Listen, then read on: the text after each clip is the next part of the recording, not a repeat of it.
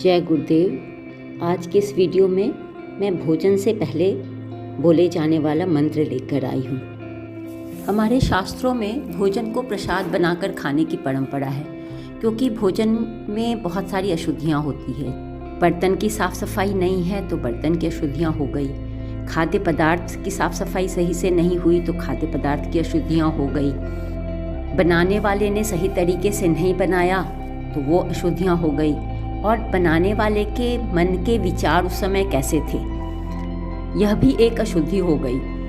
तो शास्त्रों में कहा गया है कि जब आप प्रसाद बनाकर खाते हो, उस भोजन को मंत्र बोलकर जब प्रसाद बना देते हो तो वो सारी अशुद्धियाँ खत्म हो जाती हैं। अशुद्धियों का प्रभाव आपके ऊपर नहीं होता है। गीता के 4 अध्याय के 24वें श्लोक में भगवान श्री कृष्ण ने हमारे द्वारा किए गए भोजन को एक यज्ञ के समान बताया है। भगवान श्री कृष्ण कहते हैं, ओम ब्रह्मार्पणम ब्रह्महवि ब्रह्माग्नौ ब्रह्मणाहुतं ब्रह्मवते न गन्तव्यं ब्रह्म कर्म समाधिनाम।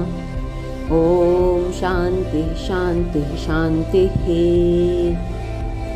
अन्नदाता सुखी भव। भगवान श्री कृष्ण कहते हैं कि भोजन करने वाला भी ब्रह्म है, भोजन भी ब्रह्म है।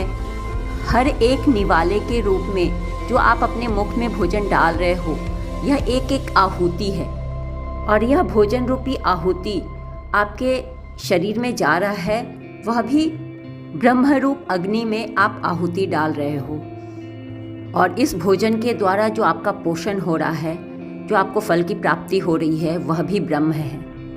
गीता के 15वें अध्याय के 14वें श्लोक में श्री कृष्ण ने कहा, अहम वैश्वानरो भूत्वा प्राणिनाम देहमाश्रितः।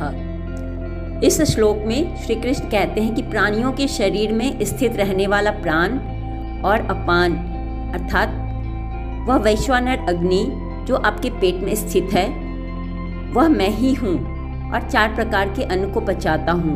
वह 4 प्रकार का भोजन क्या है?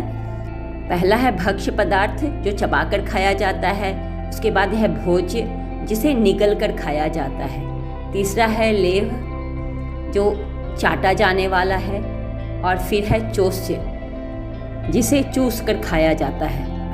अगली पंक्ति में श्री कृष्ण कहते हैं, प्राणापान समायुक्तः पचाम्यन्यम चतुर्विधम।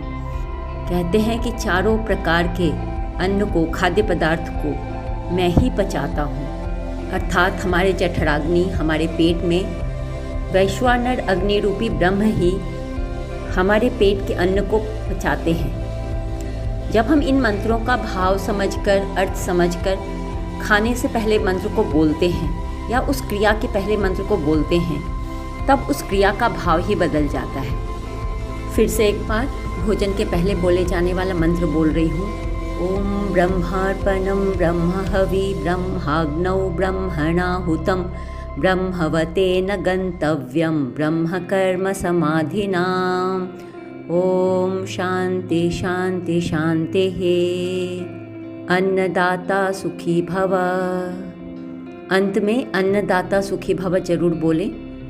अन्नदाता सुखी भव बोलकर आप उस किसान को, किसान से खाद्य पदार्थ को बाजार तक लाने वाले के लिए, और बाजार से घर तक लाने वाले व्यक्ति के लिए, और घर में बनाने वाले व्यक्ति के लिए, आप सबों को सुखी होने का, सुख से रहने का आशीर्वाद दे देते हैं, उसकी आप मनोकामना करते हैं। धन्यवाद।